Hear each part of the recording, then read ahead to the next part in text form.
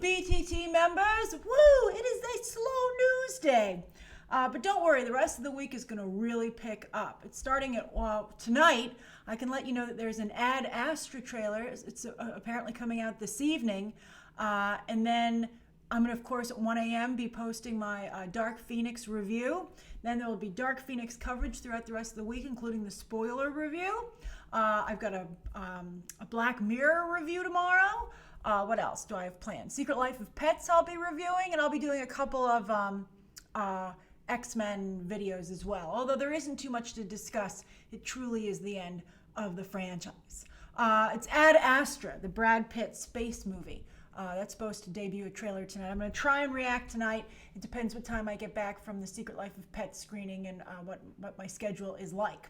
But if not tonight, definitely first thing tomorrow morning. Whew! So much to cover. It's like a perfect storm. And I it took me all afternoon to edit my Dark Phoenix review. I really wanted to make sure I got in on that. And then I guess while I'm waiting for my screening tonight, I'll start working on a little bit of the other Dark Phoenix coverage. Let's see what else. So tomorrow's stream is at the regular time, and then of course we'll start on Sunday. I can't give you any Dark Phoenix tea. I'm under embargo. I have some more Spider-Man tea. Some people were like, "Oh, you spoiled it. It's so stupid."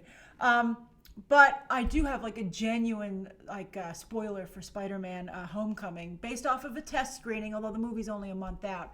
But it genuinely kind of ruins it. So do you guys want to hear it? I can give you a warning, and some of you can mute it if you don't want anyone to know.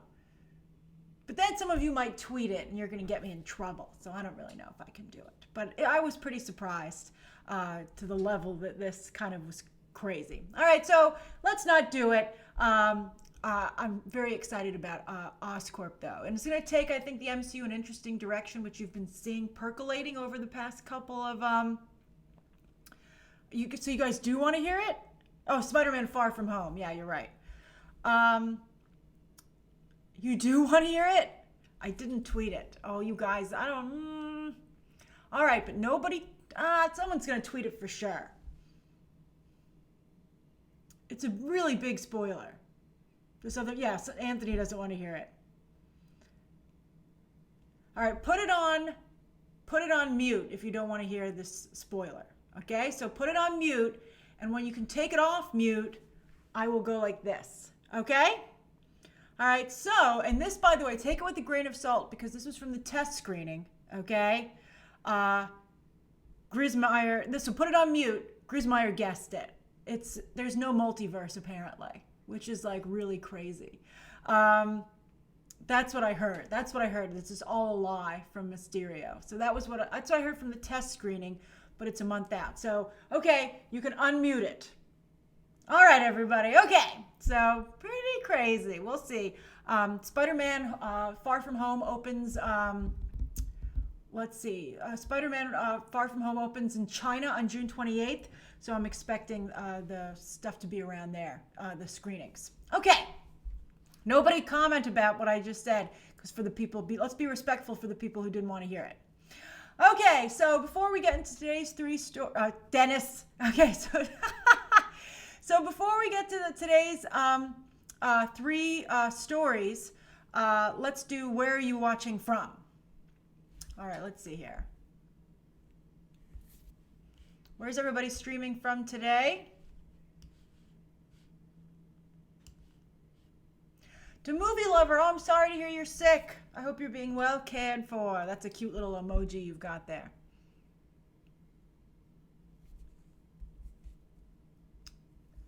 Let's see here. Oh, Awesome Gold Boy, first stream, watching from Chicago. That's fabulous. David just joined last Thursday, chilling in Northern Ireland, drinking tea. How appropriate from my Groot mug. I will tell you a little bit of a spoiler that the aliens in Dark Phoenix look kind of like Groot, which is weird. Let's see here. Serial Watcher, as usual, from Cologne, Germany. Book Dragon 9 from Austin, Texas. Not doing homework. Abdullah from Dubai. Zakaria celebrating. EID. Eid Mubarak, right? I saw that trending today on Twitter. I thought that was wonderful. I clicked on it. A lot of great photos of people celebrating. Carlos is eating taco salad. Let's see here. Ingrid is in my kitchen in Dallas, Texas, making chicken salad. Carrie's also in Chicago. La Prince Conyers is in Charleston. Those of you in Chicago are going to get some good news today in the coverage. Nate's eating brownies in D.C. Ulysses is from colorful Colorado. And Joey is drinking coffee in Cleveland, finishing up a report. Let's see here. Alex says, first comment ever. Can you react to For All Mankind, the trailer from Apple TV? I saw that go up yesterday. I haven't watched it. Just so you know, the reason I didn't react to it is that I don't know what Apple's policy is for trailer reactions, and nobody else reacted to it. So I'm not going to react to anything from Apple until I see how. I'm going to let some other people be the canaries on that one. Let's see here. I'm glad the team made you feel better, to movie lover. Dennis is hot in Nashville. Zeester's also celebrating the holiday. Let's see here. Robbie's in the UK. The movie review hunk is on a train back from work. Oh, I love it when you guys paint a picture. Isaac's eating hot Cheetos in Phoenix. I hope you mean spicy Cheetos, not that they're warm. David says, why don't you react to Amazon Studios? They hired a company that's very aggressive, and so I can't do it, unfortunately. It's a company to cover their stuff on YouTube. And Eddie is also in Chicago listening from work. All right, so let's get to today's 3 stories. All right, first story of the day. Bam! All right, so as you know, Georgia has a very bad abortion law, which is going into effect, and people are pretty freaking upset about it. And a lot of those people are in the movie business.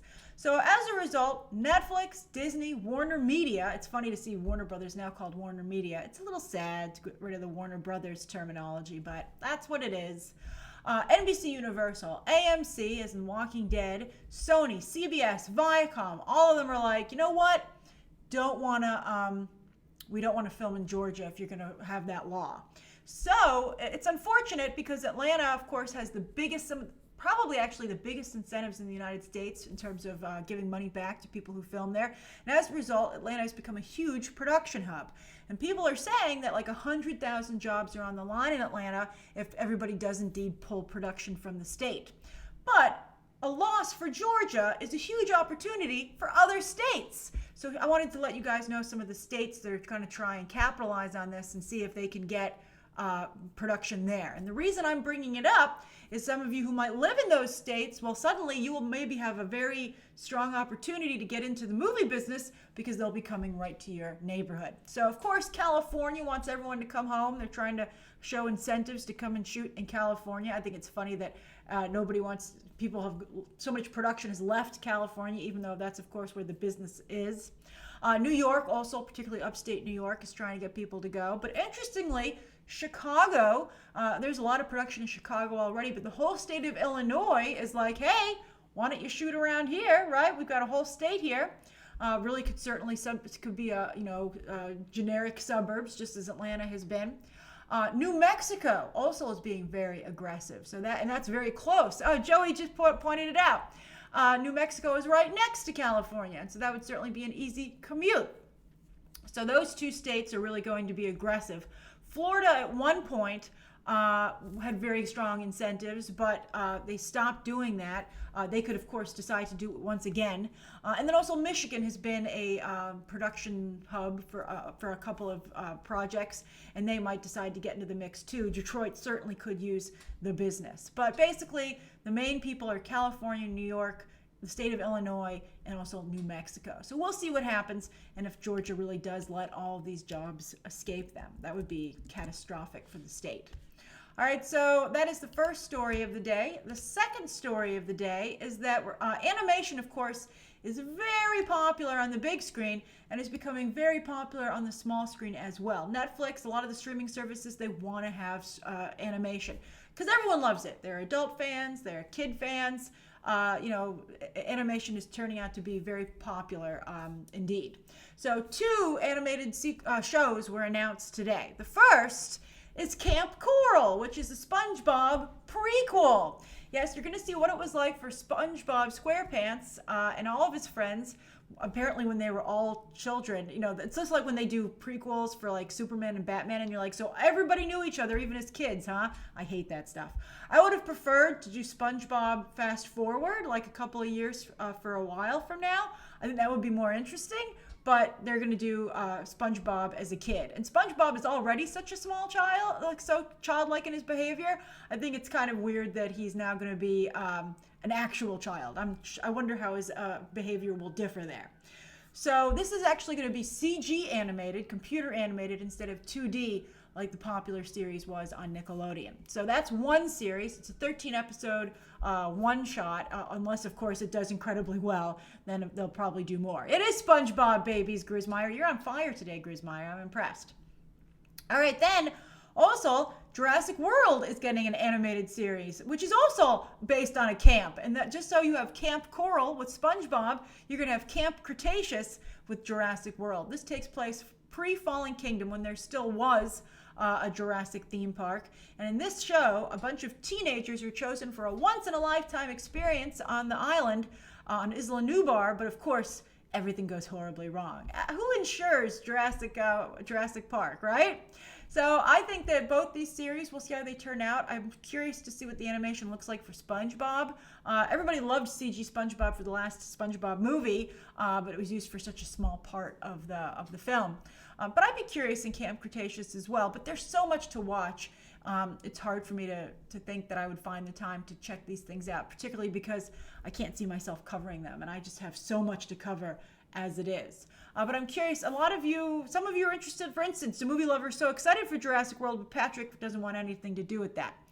We'll see. We'll see how these turn out. Marco, Camp Coral is with K's, but yes, you're right there.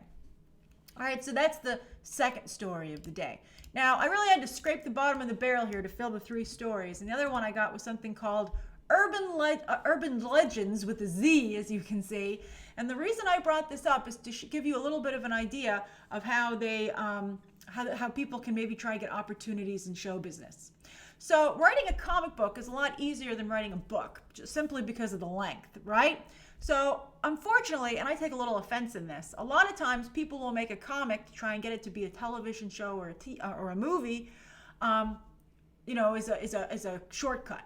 But they never actually really make any effort with the comic itself. For instance, even Mark Miller, I feel, does this now. He doesn't write comic books so much as pitches. And as a result, they're very poorly paced and rushed, and I have a big problem with it. But for the most part, I still actually do pick a lot of them up, at least the first one or two issues. But anyway, this comes from the animation sector. And this is a screenwriter, an animator from Blue Sky Studios named Paul Downs. And he teamed up, hey Connor, Connor's new member, first time live.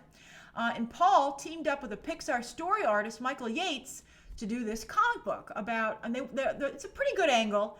It's about urban kids instead of suburban kids, so it's a little like Attack the Block.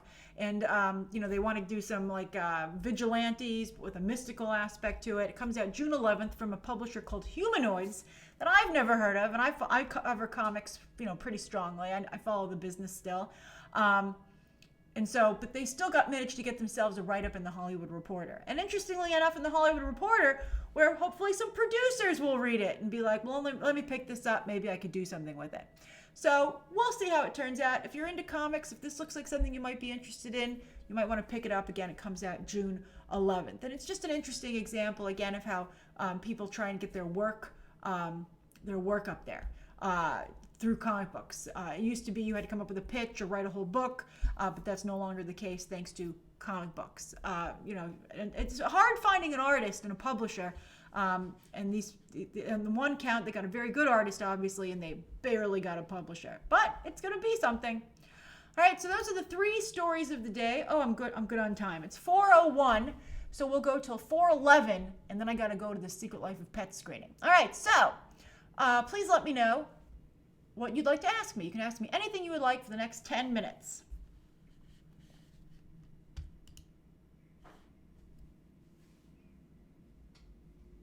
Gotta wait for you guys to catch up to me because of the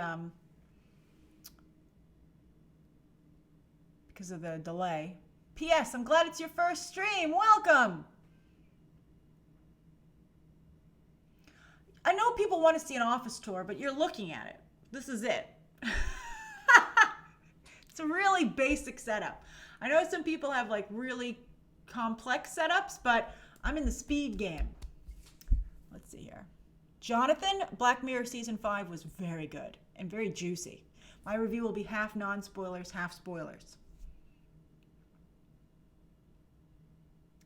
Oh, you guys, stop asking me to tell my stuff before I publish the videos. You got to ask me stuff that's not about that. I'm not giving it away.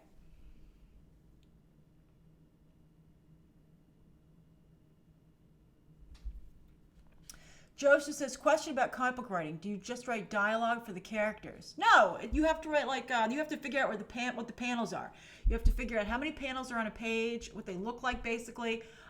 It's just like writing scene description for a script. If you're interested in writing comics, I highly recommend that you pick up Alan Moore's How to Write Comics book.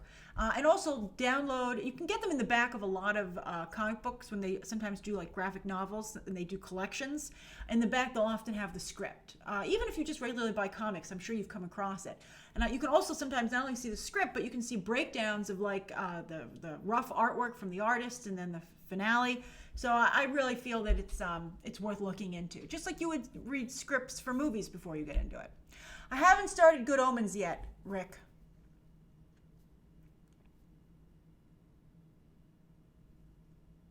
No Star Wars gossip, I'm afraid.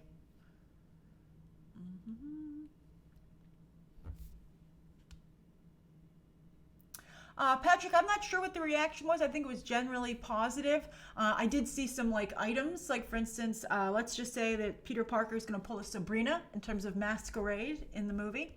So I got to see a little bit of that. Lloyd, I did like Beyonce's voice as Nala. I thought it was great. I really liked it a lot. I thought it was very rich. I thought it felt very authentic. I thought she was doing a wonderful job. I think Beyonce can act, at least well enough if she's cast appropriately. I don't know, to movie lover, if Aladdin can make $1 billion. It just needs to make it into the 700 million range. Even if it's like 701 million, I'd be happy.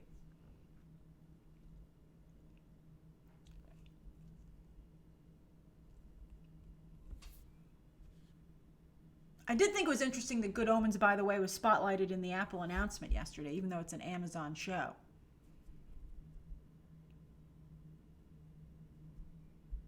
Amy, I don't have any plans to visit Galaxy's Edge soon. I have some friends who are going in California, but I'm just not going to be out in California. I mean, if I go to California soon, I probably will try and run down there because it's only like an hour and a half away from Los Angeles.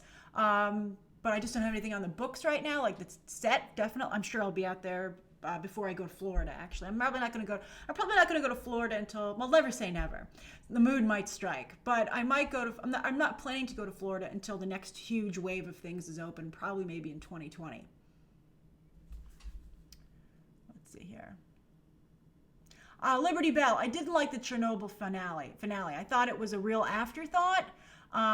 And I was a little frustrated that Emily Watson's character was a stand-in for a whole group of people. I kind of felt cheated on that a little bit. But it's still a great series. I really highly recommend people watch it. But I thought it did not end on a strong note. Valid says, any advice for a screenwriting, playwriting, film career? I'm aiming to go to Emerson or NYU. That's wonderful, Valid. Fingers crossed for you.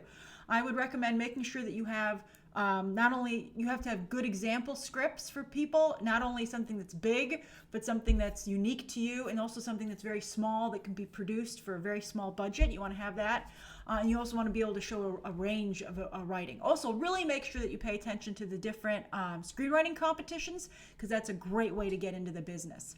Also, now you're very fortunate that a lot of studios have programs with writing programs. Disney, for instance, has an amazing writing program where they get a lot of their talent. And so you want to make sure you keep an eye on those and when to apply and how to apply and the rules and stuff like that.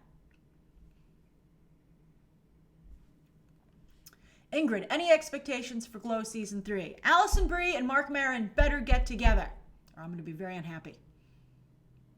I will definitely review Child's Play. It's a little early. I just got my Toy Story 4 screening invite today. I'll tell you when that embargo lifts. Hold on, let me find my notes.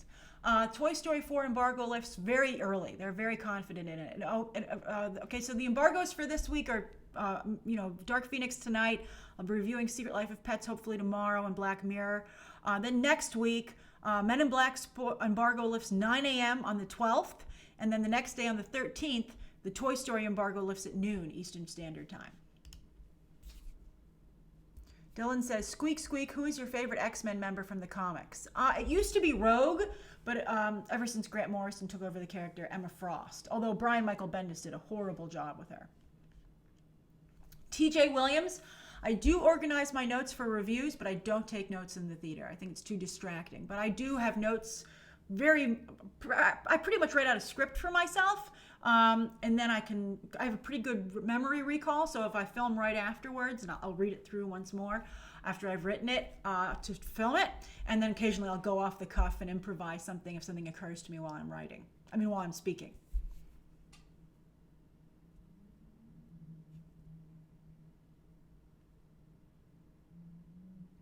What are the Twitter winners? You mean for the Paramount giveaway? Later this week. Let me make a note to do that. I'll do that tomorrow. Thanks for reminding me. I want to make sure people get the stuff in time for Father's Day. Dennis, I'll review Swamp Thing when it ends. The season ends. It's not popular enough to go episode by episode, I'm afraid. Oh, Maxime, I'm glad you do. I loved all your photos, by the way, from Disneyland. Mika, I don't know about Sophie Turner for Supergirl because she was just Dark Phoenix. She would probably do an amazing job, but I don't know. I'm very worried about Supergirl. I think they're going to make a lot of guys really angry unnecessarily. Let's see here.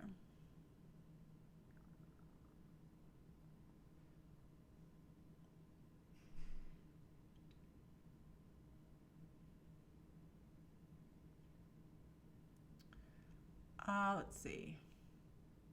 Dark chocolate or white chocolate? Milk chocolate, Marco. Although between those two, I'd have to go dark chocolate. I only like white chocolate and cookies. Otherwise, I'm not a fan. Dennis, I love that Wonder Woman 1984 banner. I think she looks stunning. But as I said, maybe a little bit too glamorous for a wide appeal. They're really upping the glamour quotient for Wonder Woman, and I don't know if that's the best way to go. As long as the action sequences are good, that should be okay. But I'm nervous. Oh, you guys are funny. Awesome, Gold Boy. Red or green grapes? Red. I'm going to say red, but I wouldn't throw a green grape out of bed. Let's see here.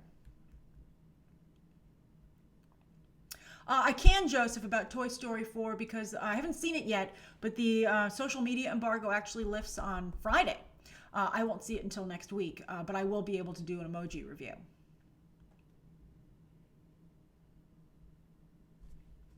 Oh, we've one more minute. One more minute. That's right, Joey.